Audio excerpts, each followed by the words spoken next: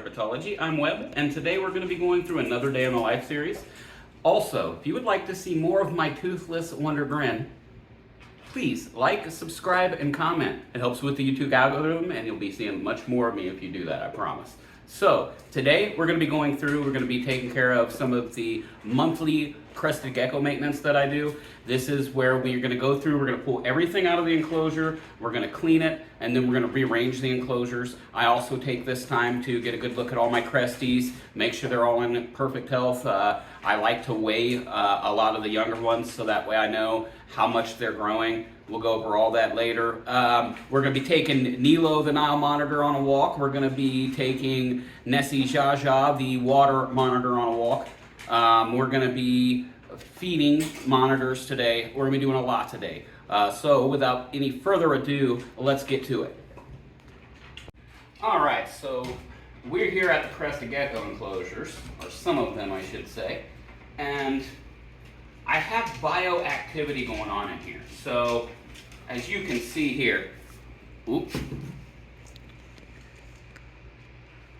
Wow, this makes for some great content. So, as you can see here, I have an isopod that I just smashed. And there's hundreds of these in here. Now these things are like the pill bugs that you used to catch whenever you were young. And they actually eat all of the bad stuff that is in the bottom of this tank. And in fact, if the cameraman will come over here and shine a little bit of camera on the situation, you can look down here and see that for the most part, anywhere down here, you're not gonna see poop. And the reason for that is because they actually go there and they eat all of that poop. What you find it on is any place where there's surfaces. Little gecko peeking up over there. Any place where there's surfaces up here, the bugs don't come up here and eat that. And then you got it along the back wall there too. So it's necessary, even with all the bioactive on the bottom, I don't have to change any of this out, I don't have to clean that.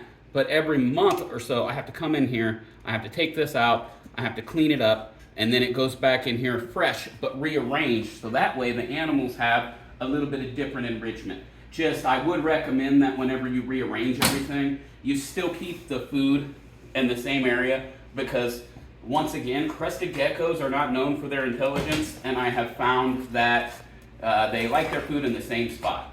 We'll be back with more clips. All right, so I've got things taken down to the very bare bottom here. If you want to come get a closer look here, we have all of our cresties running around here. All their hiding spots are gone, so they're just hanging out. And this is where I get it down to. I get it down to where there's just the substrates, some rocks, some moss, just down to the very bare nitty gritty. You can see we've got roaches in here. We have isopods. There's springtails in here. Everything is in here to make this a bioactive setup, to where it kind of just takes care of itself maintenance-wise when it comes to the substrate. I like to call it a living substrate because everything's living in there. And now we're going to clean everything up and we'll be back with the rearranging. Okay, so this was what we ended up finishing up with when we redid the enclosures for the geckos. This is the juvenile side here, and on the other side we have the hatchling side. And once again, just mixed everything up to where they have a fresh, new environment. I kept food in the same spots. That way they know where to go for food. But got a nice, fresh environment, and they all looked really good, so I was glad I went ahead and did this.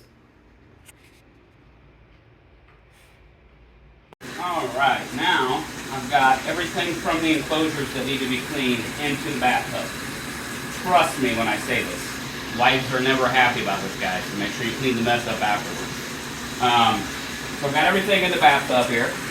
I've got some distilled white vinegar. I'm going to add some of this in here. This is going to deodorize, this is going to sanitize, and it's all natural. So as long as you don't put it back in there smelling all like vinegar fumes, you're going to be just fine on using this to clean everything up. So now I'm going to do all the hard work off camera, get everything scrubbed up here after I let it soak for about 10 or 15 minutes, and then we'll be back with getting everything put back into the enclosures. Alright guys, so I've taken the liberty of getting everything washed up here, and one of the things that I like to do when I'm putting everything back is I like to mix it up a little bit, because if I mix it up a little bit, then I know that they're getting a different sort of environment. Now, like I said, I like to put the food back in around about the same spots. So the food bowl was here before, so we'll put the food bowl back here now. Their surroundings have changed, but they're in the same cage. They'll know I'll put the food here. And I'm actually putting some of the other stuff that was in here over in the other enclosure.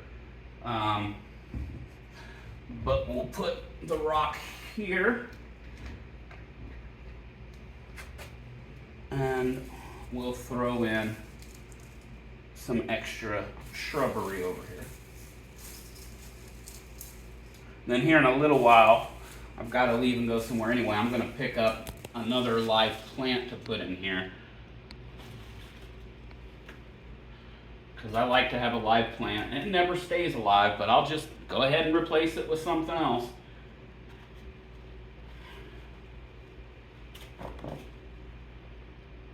Alright, so they've got their cave to hide in, they've got some other stuff here, and you know, I was gonna put this in the little one, but I think there needs to be just a little bit more in this one, and so I'm gonna go ahead and put that there. He wanted to come out and say hi, so we might as well show him off a little bit. And then we'll go ahead and put him back, or her back. This is actually a female. Alright. Make sure I haven't lost any. We'll close this one up. I'm going to go ahead and put the other one together off camera, and then we'll show you the finished product. Alright everybody, this is Nessie Jaja. This is an Asian water monitor, also known as Varanus salvator. And she just pooped on me a little bit, but that's okay, that's what they do. She's a little bit scared right now. What we're going to do is we're going to get her out of here, we're going to get her outside, and we're going to take her on a little walk. I like to give her some sun, for one, and for two, I also like to get her socialized. I want her to see all the cars, I want her to see people, that way she gets more used to them, and when she's bigger, it's not as scary, because believe it or not, as big as she is right now, this is a monitor lizard that as a female can easily get 6 feet long. So we'll be back with clips of that here soon. So we're out here with Nessie Jaja. Now, the way that Nessie Jaja got her name, Gary got her from a lady that he was really close with that runs a rescue. Kay's Crazy Critters, guys, plug that. Got her from this rescue, and he decided to send her over my way, and she came to me with the name Jaja.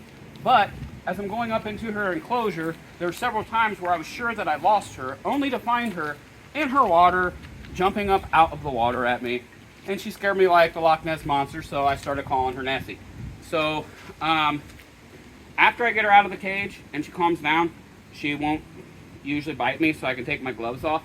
She's a little bit scared right now because she's on camera and she doesn't like that, and then there's other people with me and she doesn't like that.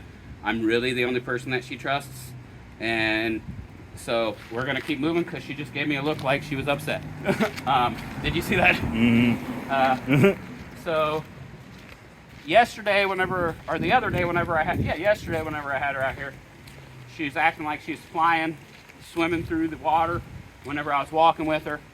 Today, not so much.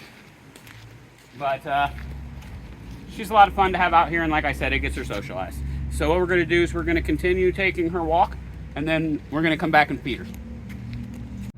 Alright, so now that we've had her out here for a little while, I'm in no fear of getting bit. I'm getting tongue flicks. She absolutely loves being outside. We had the cameraman Eric over here reach his hand out. Let's try it again real quick, see if she'll do it on camera. Look.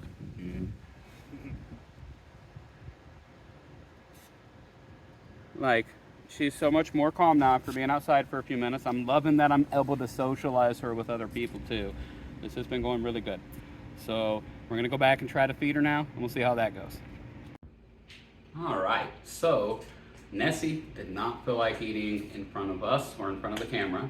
So we just went ahead and left her back in her enclosure with the African soft furs. She'll eat them. She's probably eaten them by now, I'm sure.